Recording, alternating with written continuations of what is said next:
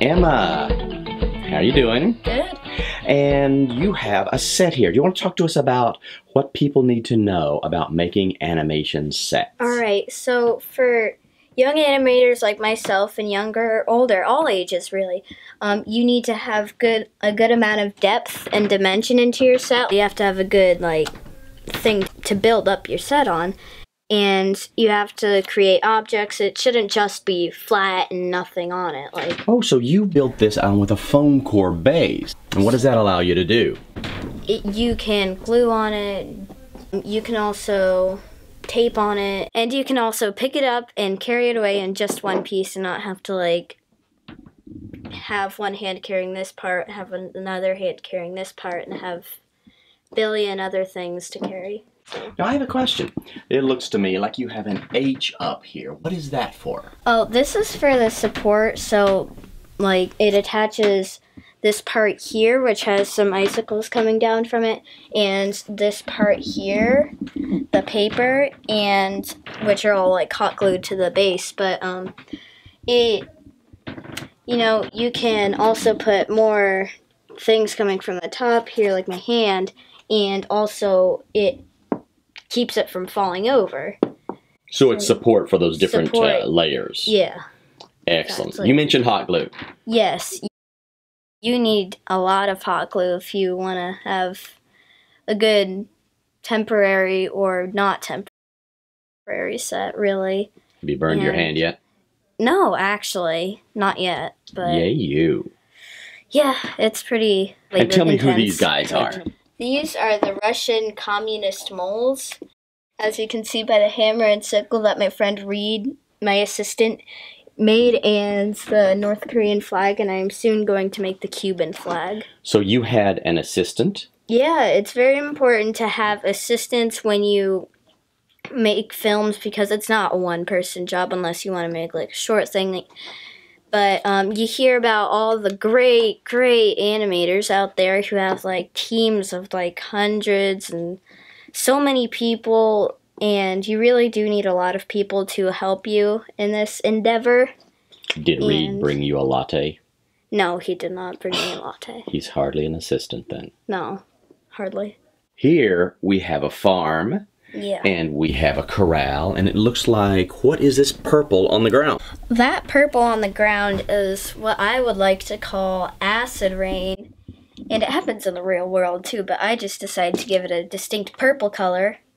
And to represent its acidity, I made about 1,500 drops, roughly, for my rainfall. And these are just the movements. And I moved it across the background and the barn, to show it wasn't only in the background, but it was also going on the barn to show. Very cool. So you actually had two different surfaces upon which you had to have your rainfall. Yeah. We turned it flat so that the sky would be on the ground and the ground would be on a right angle. Oh, so you actually had gravity holding your raindrops to the backdrop rather than so I wouldn't swashing have them.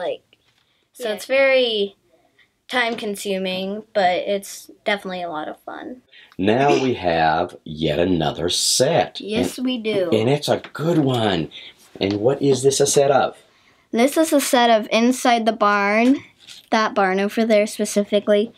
And it was much easier to create a whole nother set like this than to have to weasel the camera in that little barn over there and decorate it also. One does not want to weasel a camera, right? No. We made the hay bales out of foam, and we used box cutters to cut out little, kind of like a pyramid almost, just to cut out the rough shape of the hay bales, and then we took a sponge and paintbrush and just sponged and paintbrushed colors all over the place with these. So who are these lovely people? Those lovely people are the farmers that don't actually show up in my movie, but I just thought it would be fun to include a portrait of these fine folk. How'd you do the frame?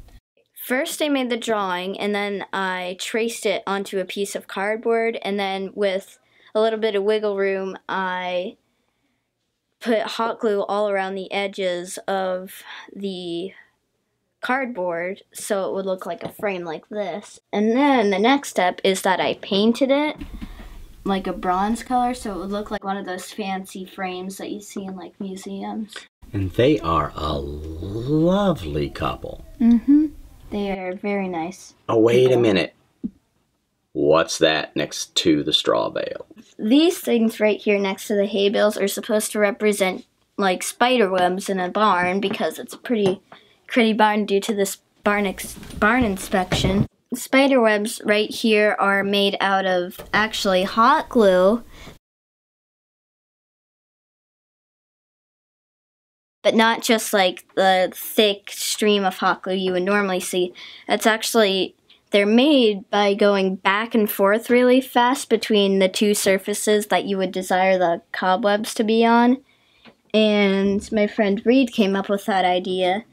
And Reed, your assistant? Reed, my terrible, terrible assistant. And we just put them in random places all over the barn here. And maybe one day we could even, I haven't shot this scene yet, but we could put a little spider in a couple of them to have a little fun Easter egg to put in the scene. Now, Emma, the last thing I have to ask you is, you, my friend, are a meticulous builder, and yet I see tape, and I see wobbly, rough edges to your set. What's up with that?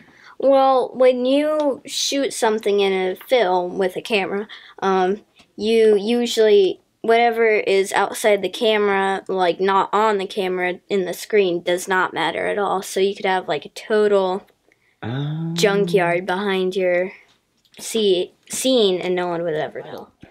I haven't really conjured up the name of my movie yet, my title, but it's not always the first thing you have to do, really. Sometimes the first thing you have to do is, create your characters, draw them out, sketch them, even sketch out your scenes, but, it could be the last thing you do after editing even, which is also very important. Excellent. And finally, does Reed get credit as your assistant? Yes. So does Lucas, but yeah, he does.